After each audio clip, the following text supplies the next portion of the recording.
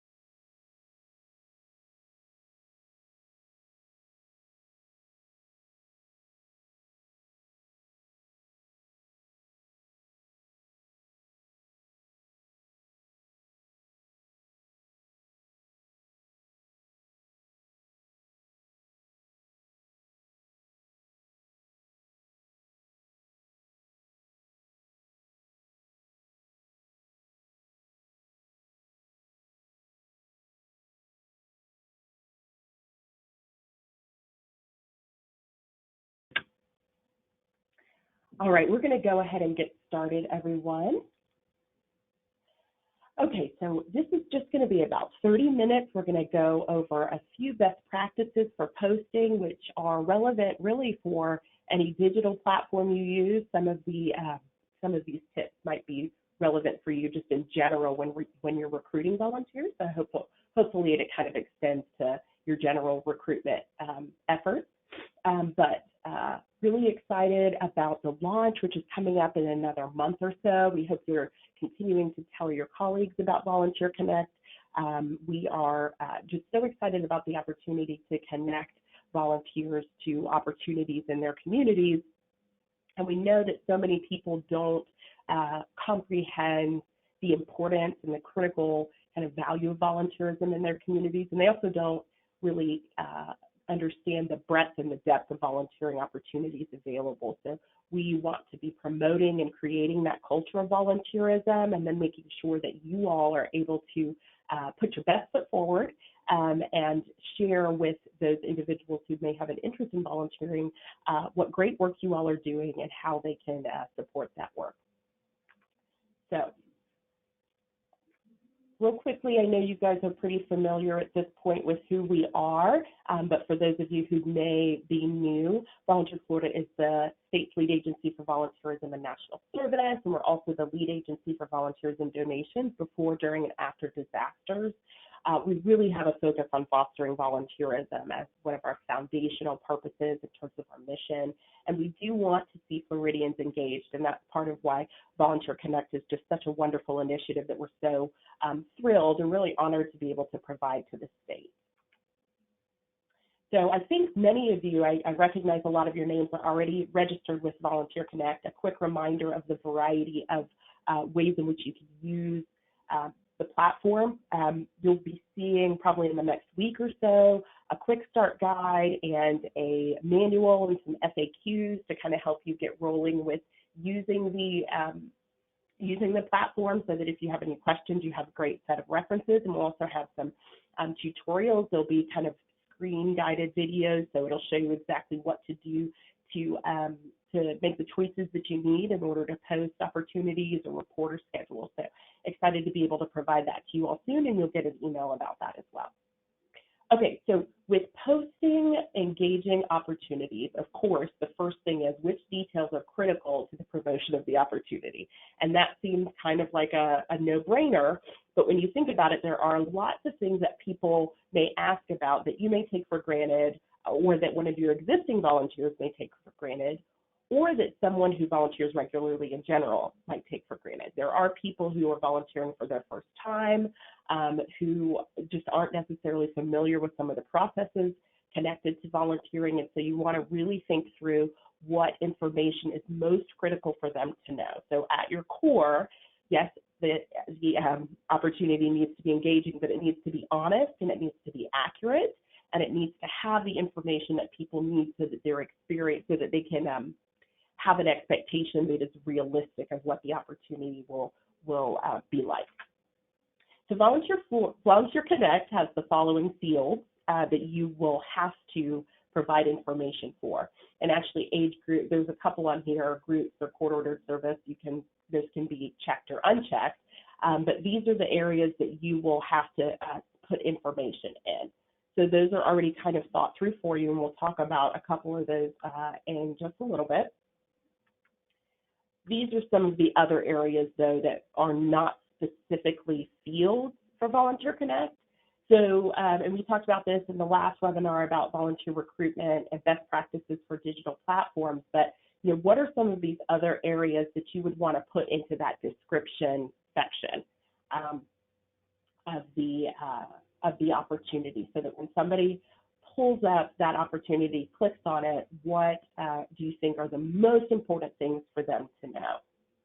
So those are just a few ideas for you to be thinking about. Again, what those critical foundational facts are that somebody needs to know. You can have the most powerful, wonderful language ever, but if somebody comes to your volunteer event and they didn't realize that they needed to bring certain tools, or that you would not be providing certain materials that they thought that you would, or they didn't realize really what the bigger purposes of that volunteer opportunity, then that's going to be a problem. So you do have to look at what some of those core needs are going to be, those core expectations and so on. So I do want to point out to you real quickly on Volunteer Connect, and this is the reality for Google, for other digital platforms in general, the way that we work digitally now, is that you really want to think about maximizing keywords and the search filters that we have. So the first thing is that our keywords are or and not and. So if somebody puts in children and education, puts in the word children and they put in the word education, the keyword search is going to search for children, or it's going to search for education. So it'll certainly bring all those things up, but you want to think about not necessarily phrases, but specific individual words that somebody may look up and want to connect to.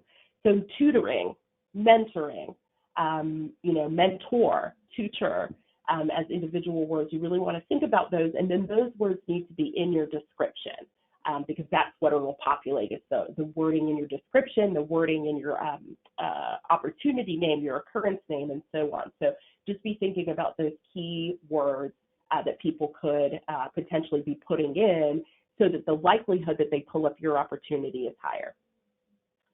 Your search filters, there are multiple options within some of the search filters.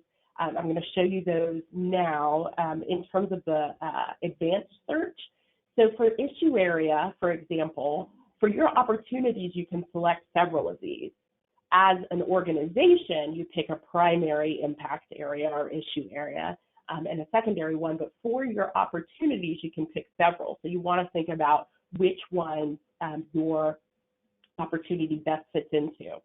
Now, your first one, if it's, let's say it's arts and culture, that's the one that's going to show up in your opportunity when you have your opportunity posted, but the search is going to search for multiple. So if you have arts and culture, civic and community, and education, when an individual who is searching clicks on civic and community, your organization's opportunity is going to pop up. So you'll see, it'll make sense when you're actually posting or creating a volunteer opportunity. You'll see that you can select multiple issue areas, population served, and age groups, and that's going to help tremendously, but you really want to think about which of those will maximize your reach and maximize the interest, the accurate interest of volunteers in terms of what they might click. Okay, so I want to get into some language next. Again, you want to be sure that that core information is there for individuals who are interested in volunteering. You want to remember that there are people who are both veteran volunteers and people who may be brand new to community service. So you want to be processing that like we just talked about. But then you do want to think about the language that you use. Some of you were on the Volunteer Management Basics webinar. I'm going to use this same example because I think it's really helpful. Now, neither of these is necessarily better than the other. Just keep that in mind. But you do want to think about which of these you would select. Okay, so the first one is, and these are two examples of how to promote a particular opportunity in terms of what a volunteer would be doing. Volunteers may help in the office with clerical duties such as computer data entry, filing, packet preparation, photocopies, and more. Volunteers may also be trained to answer phones and help at the front counter. Now, we're not looking right now at formatting, whether this should be bullet points and so on. We're just looking at content. Okay, and this is the next one. No experience necessary, we will train you. Staff members love working with volunteers. This work contributes to the effectiveness and efficiency of our office. It's critical that our information remain organized and accessible, and your help makes that possible. This is a great assignment for someone who needs office training, needs to keep up with their office skills while not working, or to practice office skills. If just one or a few of these tasks is particularly appealing, let us know. Now, this is just something that I quickly had written, but wanted to show you that contrast there. You can kind of see that this second one is a little more personable. It really directly connects why the work is important to the organization, which I think is always really important. But again, you just want to think about, do we want to very clearly have the basics out there for an individual who may have an interest in what we're doing, or do we want to add more detail to it? How do we want to organize it? So those are some of the things you can think about. I strongly suggest when you are writing language, and this is for general volunteer recruitment, ask another staff member, ask an existing volunteer, ask your brother or sister or a spouse or a friend. Say, does this make any sense to you? It's so helpful for us to get out of our heads sometimes. Somebody might say, yeah, this is really great, but it's way too much information, or this is really great, but I still don't really understand why this is important to your organization, and so on. So I suggest letting people have a look at what you are talking about or what you've written so that they can kind of help you determine whether what you are saying is worthwhile, helpful, of interest, appealing, and also whether or not it addresses kind of the key areas that are important for an opportunity. So again, those two examples, think about how conversational it is and so on. So I'm going to give you an example. This is something that I wrote recently. So you'll see, again, automatically, because they are required fields, you'll have an opportunity name. You'll have your issue areas listed. And again, those will be available in search. It'll show you a few requirements. Quarter volunteers allowed, because I checked that. The minimum age with an adult is 18, meaning 18 and over is the age group that you are promoting and allowing to take part in the opportunity. So here's what I wrote. We hope you'll join us in beautifying some of the areas in town that need a little extra care. So then I just put, we live in a wonderful city with incredible people. We know, though, that a strong sense of community is connected to the cleanliness of our environments and beauty of neighborhoods. All of our neighborhoods should shine. I just wrote this very quickly. But just think about whether or not this is something, does it sound a little too fluffy? Does it seem to be accurate? You know, you want to think about that, just how it comes across. So then I have just a couple sections, how you can help, and I emphasize there that you can sign up for whichever activity you prefer, the core things that the individual might need to know, and then I just threw in some information about Volunteer Florida at the bottom, and then I also put in a stock photo. So once you have written your opportunity, you certainly want to look at it on the public site, which we'll talk about in a second, just to see how it looks. You do have an HTML editor, so you can use bold, italics, underline. You can use different colors, bullet points. You can insert photos. You want to be very careful of that and make sure that it's still simple and clear for people, just kind of all the things that we've been talking about. You want to make sure you're careful not to over format so that you overwhelm people. And then you want to think about having that same format for all of your opportunities. So your next opportunity, if it's in a different color and it doesn't have bullet points and it looks very different, it might be best for you to have a consistent layout for your opportunities for your organization, just for consistency's sake. And you also want to think about the branding you do in general in your organization and whether all of that fits together, because you always want to make sure you have that unified front as an organization. And I am so sorry I didn't let you all know, but I think it's pretty obvious I am getting over a cold, so I apologize about the voice and the sniffling. I really apologize about that. So hopefully it's been bearable for you all. So the next thing I want to encourage you all to focus on would be the volunteer opportunity name, and then knowing that you can either put in occurrence names and or occurrence descriptions. Now, an occurrence is either a shift or a time frame within which somebody can indicate that they have availability. So I'm going to show you that in just a second. But what's most important is that volunteer opportunity name. So I've just put a few of them up. I think SHIELD was the organization I was using last time, but I went ahead and just switched it to Volunteer Florida. But here are a couple of opportunity examples. You don't have a lot of space in the search area when it comes to the title. Now look at that second one, volunteers needed. There are a lot of organizations that are going to just use that as an opportunity title. That's not going to catch anybody unless they're already familiar with your organization. You want to have some sort of catchy opportunity title that's accurate and that you think might pull people in. So for each of these, there's a sense of what you might be doing. You're going to need referees at top for Space Jam. You know that it probably is going to be connected to construction, which has helped build our new headquarters. Paint or plants, that's the one that I just showed you all. Teach aliens Earth's arithmetic, that's going to be probably tutoring and teaching. And ushers needed for Bruce Banner Olympics. That's the Hulk, for those of you who are not familiar. Anyway, so think about what that opportunity name is and how appealing it might be. Again, ask other people, is this engaging? Does this clearly give a sense of what this opportunity is going to be, so that when somebody clicks on it, they're going to make sense what they're going to hear next? And again, a lot of this is information that you all know very well, but I think it's helpful to just get a quick reminder, and then also to think about it in terms of an individual clicking on your opportunity and walking through and being connected to your organization that way. They're not talking to you yet. They may not even be at your website yet. But what they are doing is they're going to a website, they're searching, they're using filters, they're using a keyword. Your opportunity is going to pop up, as will others. What about your opportunity is going to be appealing and unique to them so that they're going to click on it?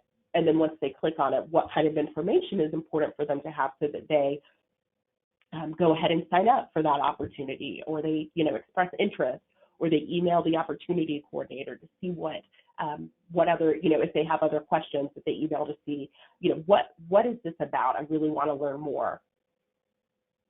So just wanted to show you a couple of things real quickly. With Teach Aliens Earth's Arithmetic, I didn't actually put in a lot of detail there, but this is an example of little subheadings you can use. You saw those in the other one about painting and sprucing up neighborhoods, but this is just another example for you. You could put skills required and do bullet points, or do a paragraph. You could do attire and what to bring, types of volunteer activities, what not to bring. I just pulled this picture from online, but keep in mind that the background is white. So if you have a picture, if it's got a background that's a different color or a different, darker shade of white or anything, that's going to show up and be kind of obvious to people. This is kind of just a little tech tip. This is what's called a .png file. P as in Piper, N as in network, G as in graphic. P, I think, is for portable. I don't know why I said Piper. .png, but that means that it has a transparent background. A lot of you, if you have a logo for your organization, will have a .png, or if you go online or go to a stock photo website, you can find .png. So if you're looking for something that's not, just a photo like the one that we saw in Paint or Plant, but you're looking for something that gets rid of that background, a .png file is something that would be helpful. So that's just a little tech note for you. So again, just an idea about a couple of the headings you can use. Note that your organization's website is going to be auto-populated. So if there's a different website you want to be sure that people click through, you're going to have to put that in your description, because they'll automatically be going to whichever website you've put in for your organization's profile. So I did want to show you the occurrence name and description component. So if you have multiple occurrences for an opportunity, you can name each of those occurrences. Now, you really want to think about whether it's beneficial to do opportunities and then have different occurrences that are named different things, or whether you should just have multiple opportunities instead. Now, remember, an occurrence for something like this is sign up, so this means that these are specific shifts. So we want to teach aliens Earth's arithmetic, and here we have on Wednesday, March 4th, from 8 a.m. to 6:30, which is a full shift, so somebody would need to be there all day. They're teaching arithmetic to Asgardians, and it's an accelerated class, okay? So you're just giving them a description of it, as opposed to just having Wednesday, March 4th, and nothing under there for teach arithmetic. That would typically be what you would see, is no actual title like that accelerated class title. And then you'll see there it says, Asgardians would like to learn about fractions, decimals, and other basic math principles. The second one, I just didn't list a description there, but that's something that you can do with your occurrences. You want to be careful and not overwhelm people. So your occurrences shouldn't differ too much from your opportunity. Otherwise, people are going to get confused about what they might be signing up for. So again, we already know that this is tutoring and teaching, but we know that there's a little bit more detail here. Okay, if I have a full day, I can teach these Asgardians all day in an accelerated class. So think about whether you want to use occurrence names and descriptions within your opportunity. All of these are ways for you to clarify and help people be pulled into what opportunities you have. Someone may look at this and say, okay, 8 a.m. to 6:30 p.m., they may see that as a shift without seeing an occurrence name or description and think, wow, that's a long time. Not sure that I can help tutor for that length of time. But when they realize, okay, this is an accelerated class, I'm able to take care of all of this, take care of tutoring and teaching all of this information in one day. You may say, you know what, that's really great. That's appealing to me. I want to do that. So sometimes it helps with kind of giving people a missional focus of what that shift is, and that could be the tipping point for them to commit to that time. So then you see that there's a second one from 9 a.m. to 2 p.m. It's a similar thing. It's an accelerated class. You do not need to use occurrence names and descriptions, but if you want to, you are welcome to. Again, those are within an opportunity, and you just want to decide whether you want to organize your opportunity in that way. So I have a couple quick suggestions for you. The first one is when you are in Volunteer Connect and you're editing an opportunity, pull out or create another tab, and you'll see once you have saved your opportunity, you can go to the opportunity and click View on Public Site and do that, and then pull out that tab. Then anytime you're editing your volunteer opportunity, once you scroll to the bottom of the opportunity and click Save, go to that next tab and click on the refresh button. This is in Chrome, so maybe it's somewhere a little bit different depending on which browser you use. Click on that refresh button, and it's going to show you what you just did. So you don't have to click on View Public Site every time and then click back several times to get back to the opportunity and all of that. You can just see it immediately. You can just keep clicking refresh. It'll show you very quickly what changes you made in terms of your description, in terms of your formatting, and so on. So you want to keep that in mind. Note that depending on how someone has minimized or maximized their browser, the size changes a little bit. I'm going to show this to you real quickly.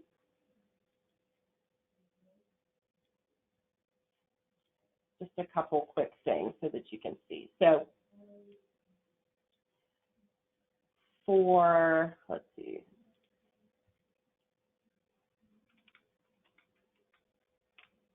Okay, so this is one of the opportunities we were just talking about.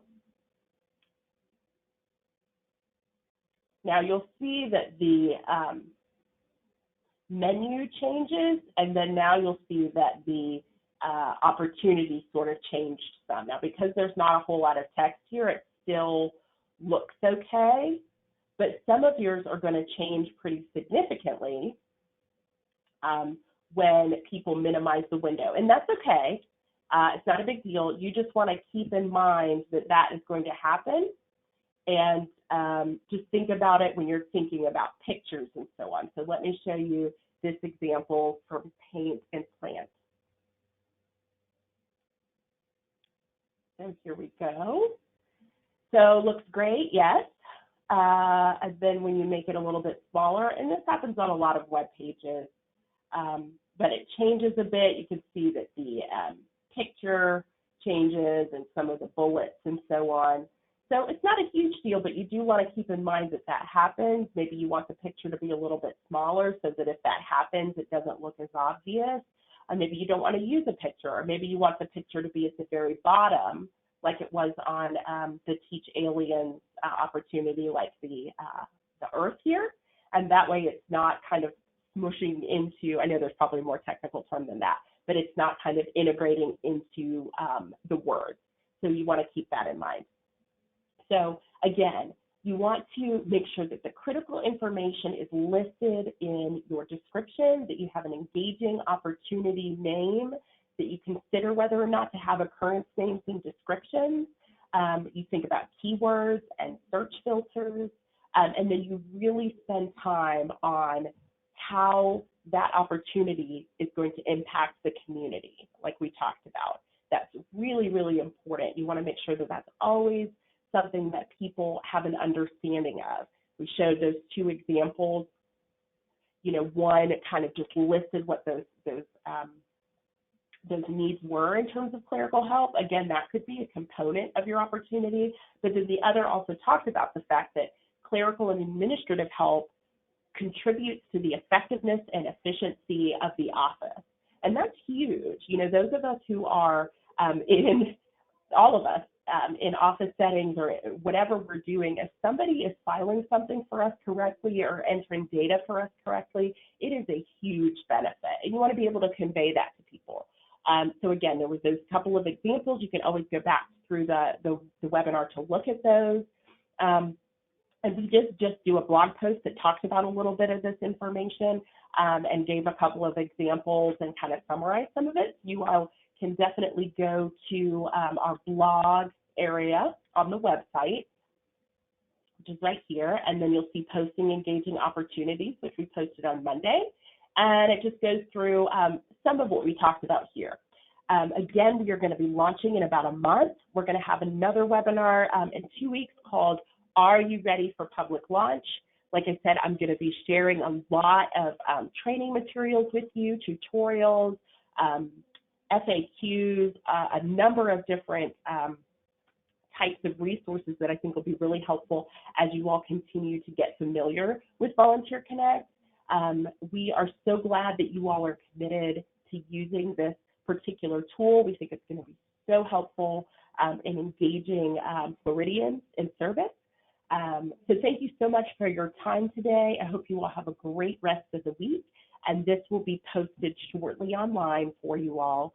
And the Volunteer Management Basics webinar that I did a week or two ago is also available on the site, and that one does cover recruitment in general in more detail. So if you have an interest in that, please feel free to look at that. I'll show that to you real quickly. It's under the training page, and you'll see when you scroll down that that's listed. There's also resources and references available. So even if you just go to the references and resources available link, that's a document, and it's got lots of different websites on it. It's got graphic design sites that provide free files and free photos, all kinds of things that might be helpful for you as well. So if you are interested, feel free to take a look at that as well.